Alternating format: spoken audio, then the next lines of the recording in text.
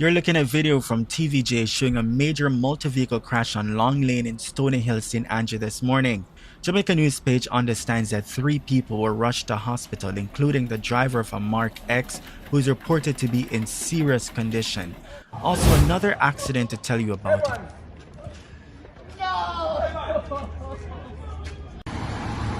This is in Manchester. A 57-year-old woman has died and 3 others, including her daughter and 2 grandchildren, were hospitalized after their car went off the road into a precipice near New Green Road close to the Martins Hill dump.